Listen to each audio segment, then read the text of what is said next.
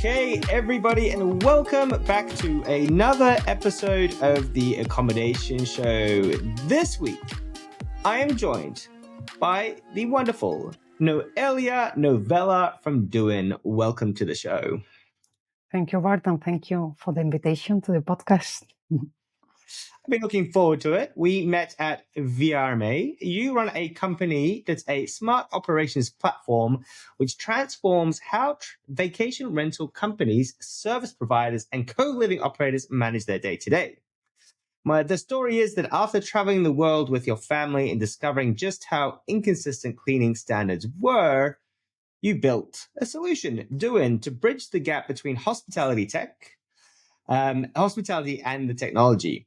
And what began as a simple marketplace has grown into a global SaaS platform. You're used in 20 countries. You're partnering with the National University of Singapore, which is really cool, to bring AI-driven automation to property operations. Folks, today we're going to talk about scaling a tech company from scratch. How Noelia built her business, got it to the stage where it is today, and then we'll have some learnings along the way and things that you might be able to bring into your business, but also maybe some tips and strategies as to how you can improve your accommodation business. So, after all of that, I'm really excited to have you on and have a bit of a chat. We met at VRMA a couple of weeks ago in Las Vegas. I'm just looking down at my table and I have a little sticker that says Las Vegas on it. Probably won't focus on there. And we're back. We're recording. How was the trip? It was long. I live in Singapore. It took me a while, especially because we got an medical emergency. And so we stopped in Alaska. Oh, wow. So it was an adventure, but yeah, I managed. And the event is amazing, right? It was a lot of learning, a lot of new people I met there. Yeah, it's just the event, right? The global event. Yeah, because one of the things that we were talking about is that your main presence as a business is in Portugal, and you also said Brazil.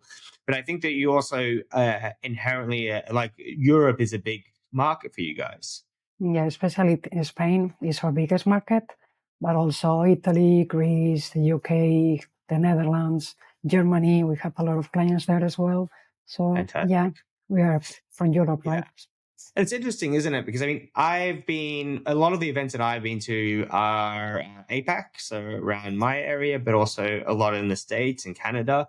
But in terms of this particular industry, I haven't really done the circuit in Europe. Do you think it's a lot different to what you saw at VRMA? Yes, I mean, there were a lot of people from Europe as well in there. That's But yeah, it's more focused in learning, what I feel very interesting. But doing a property management company in the US versus Europe is quite different. The sizes are different, right? If we look at a 500 units property management company, it's easier to find them in the US than in Italy, to give you an example. Sure. But yeah, I mean, the needs at the end of the day are the same. The direct booking, obviously, and the cleaning and all the operations is one of the main issues they have everywhere. Yeah, awesome. Yeah, look, I think it's interesting because the States, it's interesting because it's made up of so many different states, right? Well, I see Europe is kind of made up of so many different countries, and it's kind of the same thing where state has got kind of its own laws, regulations, its own taxes as well, and its own ecosystem. But I think it comes together a lot nicer than Europe does, right? If you look at if you compare Poland and France, like it's yes, they're part of Europe, but they're so different in terms of hospitality and in terms of the way that things run. But in the States, the gap will be a lot less further apart, so a lot closer aligned. But the opportunity in the States, my biggest thing, and this is big shout out to all my American friends out there. Geez, whenever I talk to them, I say, hey, do you want to get on with something and do some business? It's like, heck yeah, Bart, let's do it. And that's the real nice thing. We don't have it as much here. It's a lot slower, more considered relationships, a longer sales cycle. And I think Europe is a bit more reserved in that way as well. Probably depends on where you go, but quite similar, right? bureaucracy is crazy in Europe, right? Not only in terms of licenses, but even to hire people, for example, is a Sure. quite complex thing. So once you want to scale, you're thinking twice because it's so hard. Yeah, absolutely. There's Cool. the So language. on that scaling part and building a business, let's rewind a bit. I'd love you to kind of introduce. Let's cover off a bit about what Doinn is before we go into sort of that journey and story. And what I really love in terms of the journey and the story is to focus on those those steps of growth that the people would benefit the most, right? Rather than maybe reflecting on where maybe you were at in your life. More so is like where the industry was at and solving those problems and why this product came to be and that sort of thing. So, Doinn, 10 years, 10 years old, a bit 10 longer. years. Yeah, yes, exactly 10 years. And what's the kind of the core? If I mean, I kind of gave it a bit of introduction, but if I was to be talking to my mom and saying, "Hey, you've got to buy this product for your short-term rental," what would I be saying? Well, we are a tech partner, right? Like a PMS, but we only focus in the operations of the property management companies. What makes us different is that because we started by building technology for these cleaning companies specialized in hospitality, most of them coming from hotels, we are very strong in both sides. The truth is that nowadays a lot of things have changed since 10 years ago, right? Sure. A lot of property managers, they have like in-house cleaning companies. So the fact that we build our tech pretty much focus in the cleaning companies because was the part of the business with no tech, right? At the end of the day, property managers already have the PMSs. So we are very strong in both sides, and that's what makes us different. What we do is to digitize and optimize all the processes with our tech. Yeah. So, are we talking primarily cleaners, or are we talking about other parts of the business as well? We also are very strong with the maintenance part, but we can bring the pool the pool security checks and all the air conditioner, everything related to the property, right? Yeah, and it's fascinating because one of the things that I'm hearing more and more is because with short-term rentals, it's you've got teams that are out there, and you've got no visibility over what they're doing apart from the digital side. So them communicating back with you and showing you pictures and videos. And one of the things I'm hearing a lot of, well, as you upgrade your technology to be smarter, then the teams that you're working with get a lot smarter as well about how they take the pictures, what they're actually taking pictures of, and that sort of thing. So where there's a system that can be broken, quite often the human beings will take an option to make their lives easier. And in terms of things have changed, is kind of what I'm getting at is where we were 10 years ago in introducing technology to today. The demands and the expectations have shifted quite dramatically. What do you think? Yeah, from every side of the business, right? They're starting from the guest requesting extra nights because they found that something was not properly clean. Mm-hmm.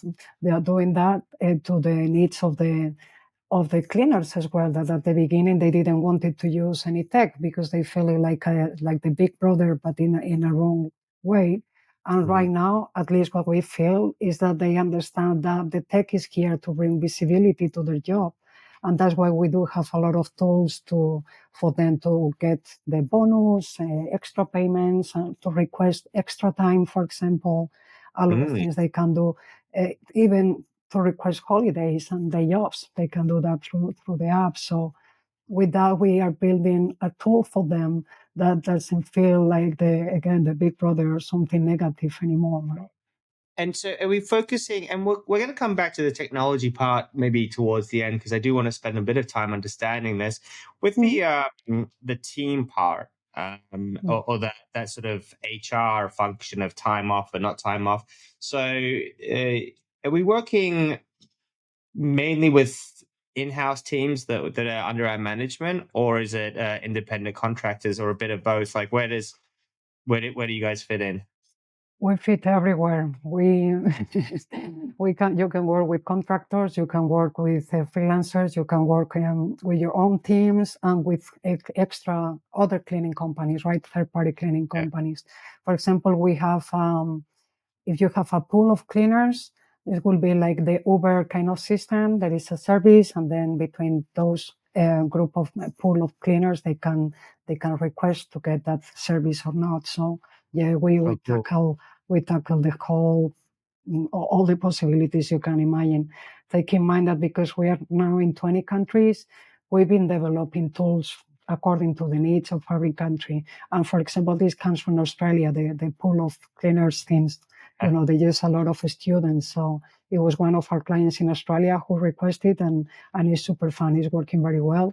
And it is being used right now in the US for the US clients as well. Yeah, super interesting. Are we gonna name drop the client, or are we gonna keep that in the pocket? No, pocket. That's good. People, you can send me a direct message, and maybe I'll clue you in. All right, terrific. So,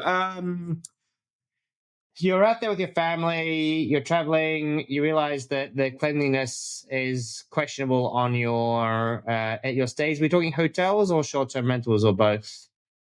When we were doing the trip, we always stay in short-term rentals because we were traveling with two babies. I mean, the little one was 10 months, so I had to cook, to make the soups and all these things, right? Right. But the thing is that at the end of the day, we all grow up with the hotel standards and the expectations you have when you are away from home is that, right? Yeah. Especially when your baby is coming with the hair of a family that is not yours. And it's about peace of mind. It's about feeling safe. And it was very clear when COVID hit, right? But we should keep the same standards. The problem is that it's very expensive to have people supervising every single service. So that's why we have the technology. And we have some clients that are uploading videos, 15 minutes videos with all the detail, opening the kettle, opening the oven, all these kind of things. And then they have things, for example, in the Philippines, checking those videos that the property is absolutely perfect, right? Then when there is this guest that is requesting for an extra night because they found that something was wrong, you actually have the proof that it was not like that when they arrive. So yeah. Good. All right, but okay. So where you're out there with your kids, you're seeing that there's not a standardization of process, and that's one of the things that hotels, a lot of hotels do very very well. And then you realize in the short-term rental space that there's this opportunity to create a product to try to help these businesses. So you got this idea. People have got loads of ideas, right? Mm-hmm. What's the next step? So I start knocking at the door of the cleaning companies working for hotels in Portugal. And one gave me the opportunity to work together with them and to build the technology around their needs. Their needs were very alike to the needs of any other cleaning company we found in the world. So yeah, it was a really good partner. We were able to raise money in Portugal, and we were willing to move to a new country. That's where we did the round the world trip. But we stayed there for a few years until we were able to make the business growing. And then we say, hey, now we are interested to open the APAC market. So we finally moved to this part of the world. Yeah, right. Okay, so you're in Portugal. You're working with a hotel partner to start off with. Mm-hmm. You're going in. You're saying, "Hey, how are you managing your cleaners?" Yeah, it's not the same to send 25 cleaners to a hotel that 25 cleaners to make 72 different services around the city, right? So that's where technology brings a lot of value. So that's what we build for them, not only the people, but also the linen, for example. It's very normal in Europe to rent the linen, all the towels and everything, right? But imagine the logistic is so complex, and it's very easy for them to lose money. They don't optimize the routes, if they don't optimize the number of towels they need to bring, the number of towels they left there the last time they were, and maybe the guests took a couple of them, right? So we've been building the tech for being able to track every single piece of linen, for example. Where you can see a map where all the different cleaners are located. Nowadays we have GPS, for example. You can really see everything that is going on. So with that, you optimize, and the property managers obviously want to pay as less as possible, but the cleaning company also need to make their business, right? So if you get out of this optimization, it can be very dangerous. I have seen a lot of cleaning companies doing very bad for that.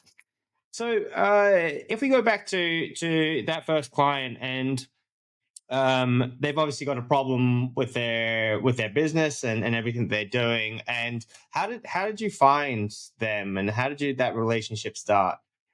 So at that time in Lisbon, the Airbnb used to do a lot of meetups, and I was in all of them, right? I knew so well the Airbnb platform that sometimes I was the one helping to the person from Airbnb explaining the new things, Right. because obviously we were building our solution as lookalike as possible as Airbnb. And yeah, the community in Lisbon became very strong. And I was lucky to be part of that community. And that's how I was able to gather the first clients. Yeah. But you said that hotel was a first client, not an actual No, no. Airbnb. The first provider, because we do have two users personas, right? We have the cleaning providers and we have the property managers. So the first cleaning provider was the provider of one of the main chains, hotel Uh, main chains in Portugal. So right. yeah, we Oh, so with the not a hotel, but they were working with hotels, is what you mean. exactly, yes. Yeah, gotcha. And then they had a distributed team of cleaners that were running around doing the clean. Yes. I get it completely. Okay, cool. All right. So then you're in the Airbnb groups. Great. First tip. If you're looking to set up a business or get inspiration or ideas, then finding your community or your crowd can be really useful. And I Mm, think we've been thinking about it with my team recently, actually, is that there's two communities. So, one, we have the community that we serve, which is your cleaning companies and your Airbnb hosts. You've also got the community that you need, which is all the other tech companies, right? That you can mm. hang out, find best practice and that sort of stuff, which is another thing. But that's something we're looking at right now. But you're in the Airbnb groups at that stage to have a, I guess, chat to people, to explain the problem and see if they've got this problem. The cleaning company seems to be in the group at the same time. No. The cleaning company was more like a tech partner. I mean, for us to learn what to develop. And then we I were mean, that sending them the clients. you met them through someone through the group, or you were just in the group and they. No. I literally knock at the door of them. Yeah, I contact them like, hey, we have this business idea and we would like you to be our partner. What do you think? And we Okay. got, yeah, I mean, there was not a lot of data at that time. It was a really dark hole, everything related to short-term rentals 11 years ago. But yeah, we gathered as much data we were able to. And we, yeah, explained them that this business was going to grow very much. And that was very interesting that no one was in this part of the cleaning. And it was something that the industry really needed. So there we were. Yeah, interesting. So, and then how did you figure out whether there was a real need for this product, and how did you figure out? I mean, I guess for market size, it was pretty great. You knew that the market was huge, but were there no other competitors out there that were already doing this sort of thing, or any products off the shelf? How did you find Mhm. your kind of product market fit? I mean, the competitors were illegal cleaning ladies, freelancers. I mean, in Europe for working, you are supposed to belong to a company. It's not that easy to be a freelancer. It's not even legal.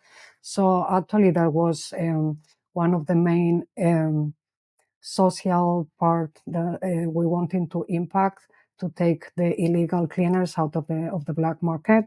At the end of the day, the property managers were looking for professional services, and that's what we got working with professional cleaning companies coming from hotels. So yeah, I am at the end. If they were able to get a lot of leads, a lot of new clients through us. These cleaners didn't have to work on their own without insurance and all these things. So yeah, it was a social impact that was really nice. Yeah. So, and then with the but when we're talking about the product, right? That you when you're approaching a new market, right? So obviously you wanted to help with that. Was there no other product out there like yours already? No, no, our competitors were the cleaning companies or the cleaners. That's it. Sorry, I don't understand. So, you were the technology provider. And you're saying that the competitors are the cleaners. Okay, we were at the beginning. We were a marketplace. Okay. We created the tech, like Airbnb was putting together the guest and the host. We were putting together the host and the cleaning companies, right? Okay.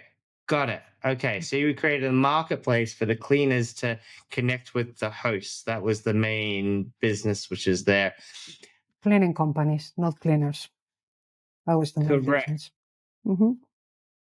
Oh, cleaning companies connecting with the hosts. Got Property it. managers. Mm-hmm. Yeah. Got it.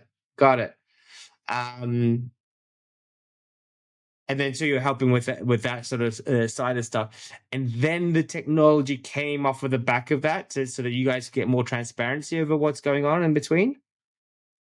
It's just saying after COVID, our clients were demanding to be able to use the tech for their own teams, and in the case of cleaning companies, they wanted to use the tech for other clients as well. So that's how we became also a software as a service. And we are still a Yeah. marketplace as well. Gotcha. Okay, so the marketplace was there. So how long was the marketplace there for? And at what stage was your business kind of like? Did you have like different inflection points where you go from startup? You said you raised some money, but then kind of you had some more solid growth. Do you have like points in the business? Like, this is when things change. This is when things change. If you look in hindsight.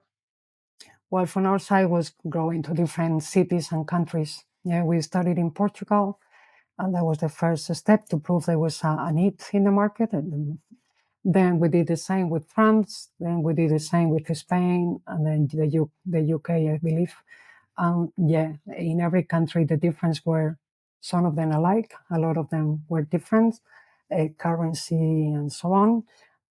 That's how we were, evolving. And so you're starting off with the marketplace when you go into a new territory, or is it the SaaS product? Nowadays, we only scale with the SaaS product. And then once we have traction enough in any city, we have 3, 4 providers per city, then we launch the marketplace. Yeah, and the consumers of the SaaS product are the cleaning companies or the property managers. Both. So when you talk about that traction, help me out here. For the market, which cities we have the marketplace? Territory, then you sell the SaaS. Which one are you selling to first, or which one is the in new drive? territory? In new territory is always the SaaS, and then when we are sure we have 3, 4 cleaning companies that are heavy users of the SaaS, then we ask them if they want to be in the marketplace, and we start upselling to the property managers SaaS users. That they can buy the services as well. In the same movement, they can do the dispatching to their own cleaner. They can do the dispatching to one of the cleaners we have in the marketplace. So it's very, very easy. Yeah. So you guys got kind of the chicken and the egg problem a little bit, right? Mm-hmm. You need one to make the other one work. Yeah, Not really. I mean, for us, the SaaS, we can grow the SaaS everywhere without the need of having the marketplace, right? Yeah. Because Right. everyone needs to optimize their operations. Yeah. Cool. All right. So looking forward into the future, Mm-hmm. what do you see coming in the future and in the space? I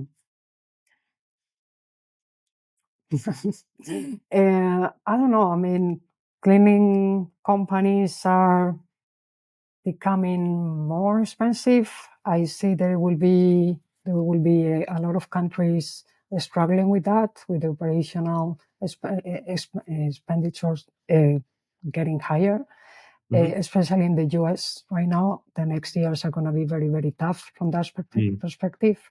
So yeah, the industry has to pay more attention to this part of the business, and to focus in optimizing and gathering data, right? Um, it's very easy to get the data about the reservations and about how much money have you made and so on through the PMS. But there are not many solutions out there that really give you the perspective of how much money are you spending per person, and if you can actually save a little bit on that, right? So yeah, I would believe that's the new focus, right? It depends on the maturity of the country or even the property manager. When they start, they want to grow and to have as many properties as possible. They more focus in the revenue, right, and optimizing here and there with the price. And then there is a maturity stage where they really need to look at how much are they spending with regards to operations. So that's the moment right now. That will be the near future. Everywhere. Are you finding that worldwide that the cost of labor and is becoming disproportionate? Like the cleaning costs here have gone up such a huge amount, and it was after COVID, right? So COVID hits, and then all of a sudden, everyone the demands for the cleaners, they can charge whatever they want. Same thing across the world, or is it just a few countries? No, just a few countries, right? When we look at Indonesia, Thailand, and so on, they use our tech for quality reasons, for quality assurance, but not because they save a lot of money, right? Most probably they are paying $4 a day to someone for being there the whole day. So yeah. So yeah, not the same. Oh, interesting. So it's really interesting to think about data, right? Is that we've got so much data that we could have access to. We've got our PMS, our CRM systems, and that sort of thing. But with that data, we can get a lot more efficiency, right? And I think that's what you're talking about is being more efficient.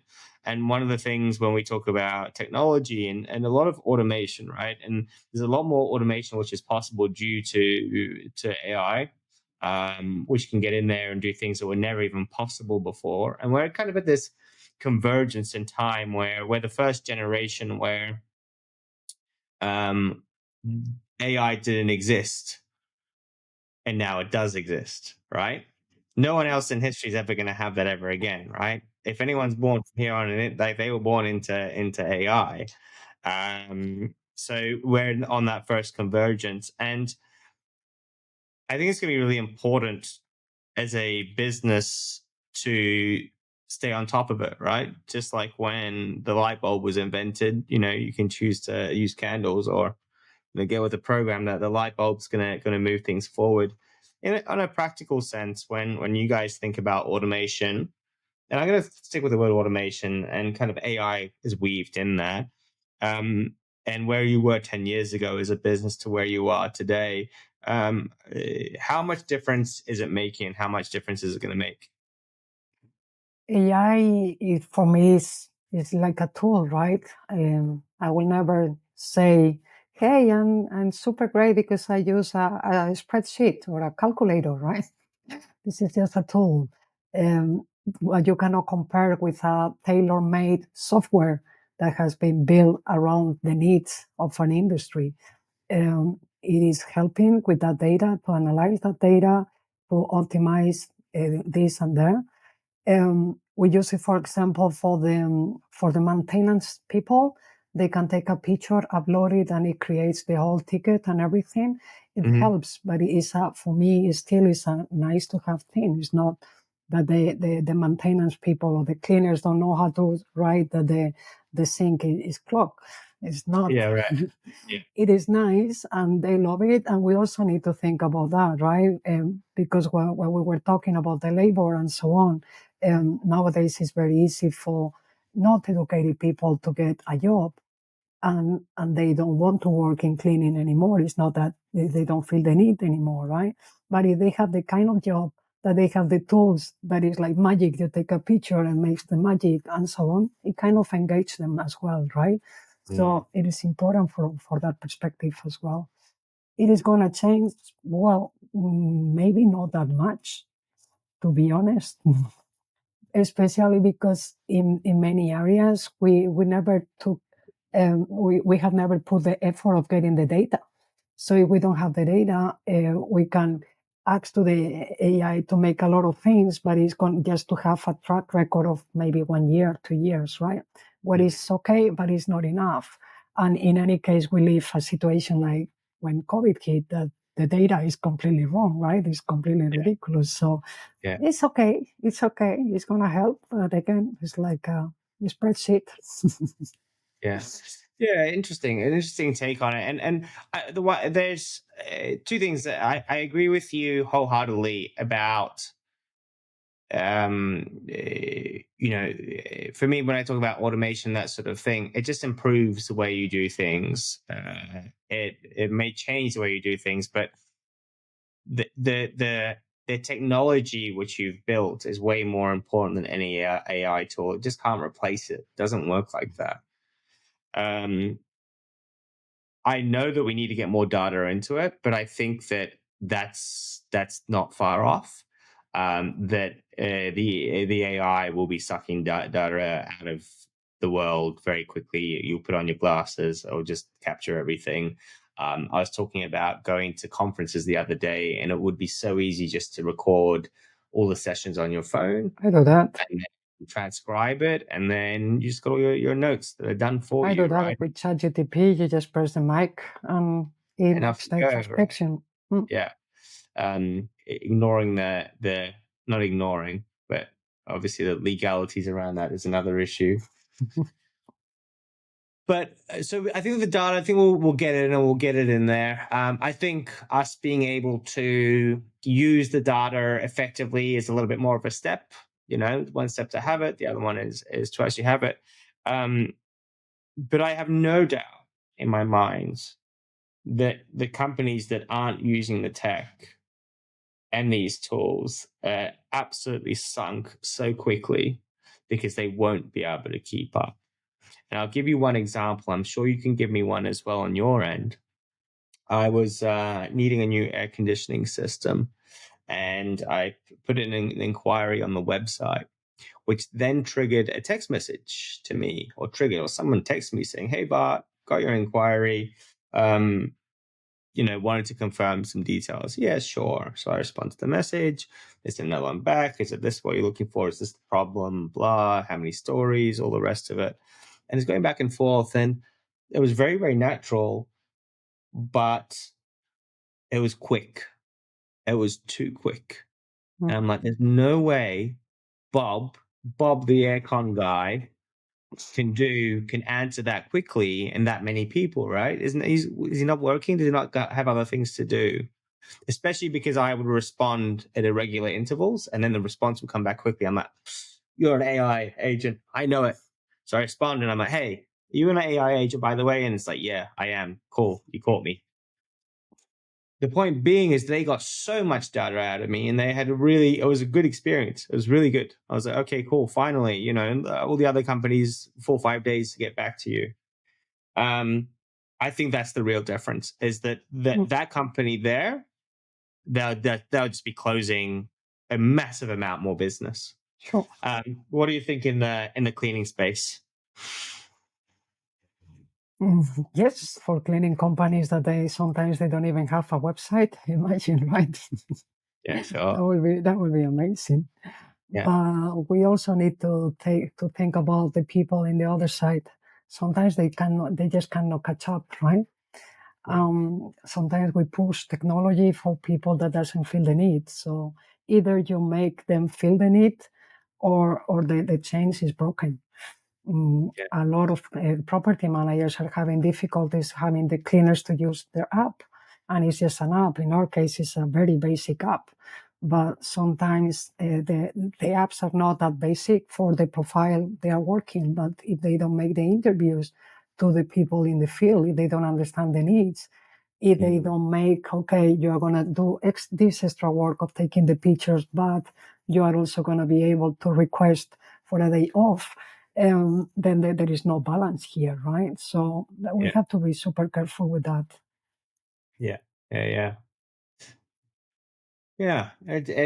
It really is interesting. It's quite fascinating, and I think that's a really cool thing to. I guess that'll kind of wrap us up as well, because I think that when you're building technology, you've really got to think about who's using it. And it's kind of interesting within your circumstances, the different stakeholders that are using your platforms, right? It's all different skill sets, different, be it the marketplace, be it the SaaS, be it the cleaning company versus the cleaners, and then you have the property managers as well. So there's quite a few things much going more on. tech savvy. Mm-hmm. Yeah, that's right. That's right. Depending on where you are, just because you're a cleaner doesn't mean that you're not tech savvy. Just like if you're a property manager doesn't mean that you're tech savvy, right? Yeah. But what we're saying is that you have to understand your market. You have to understand who you're talking to and where they're more likely to be able to get involved and do it, and whether they're going to be willing to do it as well. So a lot there. Look, I'm going to wrap us up. Were there any final thoughts or tips that you wanted to leave with the audience before we finish? Sure. No, I mean, what I want to share is always the same. The operational part is super important in our industry. I know it's the less sexy part of the industry, but it's a must. A lot of the other solutions we have are nice to have things. Yeah, it's very important to give them the importance to the operational part because that's the guest expectations. So yeah, just be careful with that because when a guest have a bad experience related to the cleaning part, it affects to the whole industry. And it's not that complicated. Come on, just go there. No, it's like a chef that is not tasting his own food, right? So if you are managing properties, just to stay there for one night and find out that if there are any spots that are not clean, if there is something missing, all these kind of things. Yeah, again, like a chef testing before serving the other people. I love that. That's a really great tip because that's one of the things that I know a whole bunch of property managers do. They actually do stay in the properties and they just to get a bit of a feel for what's working and what isn't working, especially at the very start when it gets set up. And I don't think it's that much of an ask, really, actually. And you don't have to say that yourself. Your team could as well, treat it as a holiday, a reward to be able to go and to consume that product. We might have arguments about how easy it is to clean. Because I don't know. But I guess that's the thing. If you want to do this business and you want to be in it, that's part of the job, and you've got to become great at it. And if you're not great at it, then you're probably in the wrong industry. Go and find something else to do, because that's the number one thing. You need the place to be clean for your guests. You're looking after them. Be hospitable. But on that note, I'm going to finish us up. So, folks, if you are listening to the podcast on Spotify, could you please give us a like, give us a follow, give us 5 stars? It does make a big difference.